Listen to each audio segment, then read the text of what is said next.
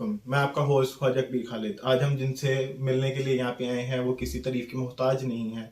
उनका नाम है सफ़ी शेख। अब हम उनका वेलकम करते हैं। अस्सलाम वालेकुम।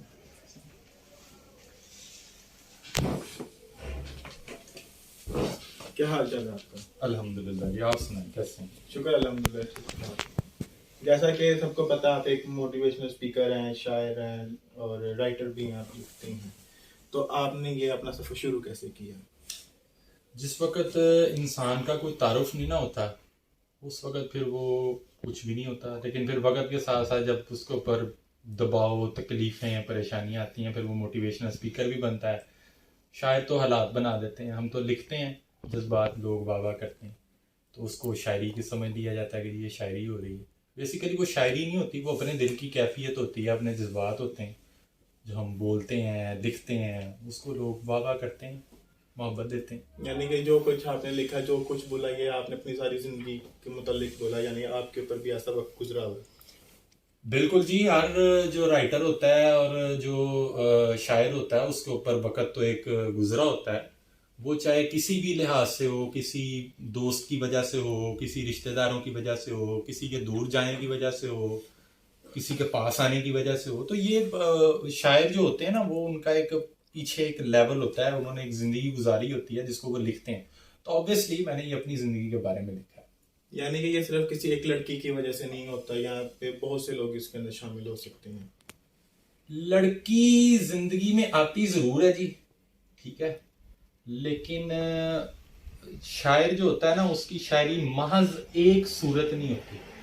वो मुमकिन है कि वो लिख अपने खुदा के बारे में रहा है, वो समझ रहे हैं कि ये किसी लड़की के बारे में है, और अक्सर ऐसा होता है कि लोग ये समझ रहे होते हैं कि लिखा खुदा के ऊपर है, लिखा वो लड़की के ऊपर गया होता है। लेकिन ज़्यादातर शायरों का जो एक पॉइंट रहा है ना वो अल्लाह रब्बुल इज़्ज़त की ज़ात रहती है या नबी सल्लल्लाहु अलैहि वसल्लम होते हैं। लेकिन लड़की बहुत अहम है एक शायर के लिए, एक राइटर के लिए। उसके जज्बात जो है ना वो तब तक उभरते नहीं है जब तक उसकी ज़िंदगी में कोई उसका ऑपोजिट जेंडर ना है। ठीक हो गया। तो आपका मोहब्बत और इश्क के बारे में क्या ख्याल है? आप इसके बारे में क्या कहना चाहेंगे? देखें जी, जब मोहब्बत अपनी गरमाइश पे पहुंचती है ना तो वो इश्क की कैफियत इख्तियार कर लेती है। मुझे भी ये मोहब्बत इश्क का कुछ ज़्यादा ख़ास पता नहीं था, तो मेरे उस्ताद हैं उन्होंने मुझे पॉलिश किया इस चीज़ के ऊपर और मेरे मुश्किल वक़्त में मेरा साथ दिया।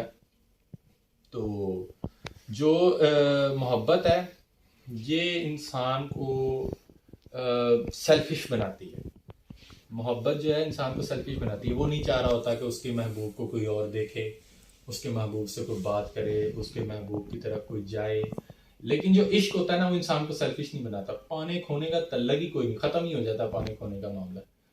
तो जब ये पाने खोने के मामले से आप आज़ाद हो जाओ, आप घर बैठे हो, अपने बिस्तर पे लेटे हो, कंबल आपने मुंह पे लिया हुआ है और आपके दिल में ऐसे अजीब सी कैफियत पैदा हुई, तो आपको पता लग गया कि महबूब आपका इस वक्त किसी बात से परेशान है, दुखी है।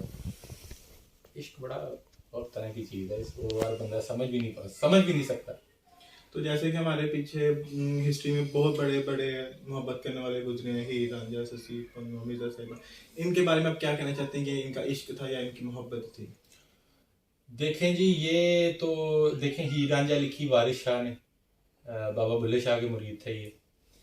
और लैला मजनू भी अगर हम समझना चाहें तो ये बेसिकली इश्क औरत के साथ, तो इश्क ये पता नहीं था भी या नहीं था। ये वो औरत ने पहचान करवाई थी अपने, मतलब जिस तरह लैला मजनू है तो मजनू को लैला ने, हीर रांझा है तो रांझे को हीर ने, और भी हैं, फरहाद है एक, वो उसका वो लड़की का मुझे नाम भूल गया, तो वो हैं। तो ये लड़कियों ने उन मर्दों को पहचान करवाई। अब बेसिकली इश्क जो है ना वो मर्दों का काम है, ये मर्दों का शेवा है। वो एक गजल के शेर है ना कि जी एक आग का दरिया है और डूब के जाना है। तो ये इश्क जो है ये मर्दों का काम है, औरतों का काम नहीं है इश्क। तो आप आजकल का जो जनरेशन में जो इश्क मोहब्बत चल रहा है, आप इसके बारे में क्या कहना चाहेंगे? आजकल ये क्या होता है, आजकल की जनरेशन में इश्क मोहब्बत, इश्क मोहब्बत पहले जब अजल से अबद तक इश्क मोहब्बत वैसे का वैसे ही रहेगा, खत्म नहीं हो सकता। ये जो आजकल है ये इश्क मोहब्बत है ही नहीं। ये इसको आप अट्रैक्शन कह सकते हैं, चाहत कह सकते हैं, लेकिन आजकल मोहब्बत नहीं, आजकल वो रूह के साथ जो एक तल्लक कायम होता है ना, वो नहीं है आजकल। आजकल जो है वो जिस्म से जिस्म तक और हवस से हवस तक का निज़ाम है, रूह वाला मामला कोई नहीं है आजकल। ठीक हो गया। तो आप शायर शायर भी हैं, शायरी करते भी हैं, तो आप हमारे देखने वालों को कुछ सुनाना चाहेंगे? देखिए, मैं इस वक्त अपनी तो कोई नहीं सुना सकता। हाँ, ये एक मुझे काफ़ी अच्छी लगती है, वो मैं आपको सुना देता हूँ। बेखबर होते हुए भी बाखबर लगते हो तुम, दूर रहकर भी मुझे नजदीक तर लगते हो तुम। क्यों ना आऊं सच संवर के मैं तुम्हारे सामने, खुश अदा लगते हो मुझको, खुश नजर लगते हो तुम। तुमने लम्से मोतबर से बख्श दी वो रोशनी, मुझको मेरी आरज़ुओं की सहर लगते हो तुम। जिसके साए में अमा मिलती है मेरी जीस्त को, मुझको चलती धूप में ऐसा शजर लगते हो तुम।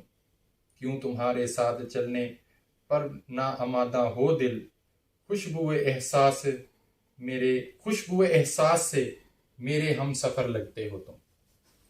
वाह वाह, बहुत अच्छे बहुत अच्छे। आज का मुलाकात हमारी यहीं पे ख़त्म होती है। इंशाल्लाह हम नेक्स्ट वीडियो में भी मिलेंगे। अल्लाह हाफिज़।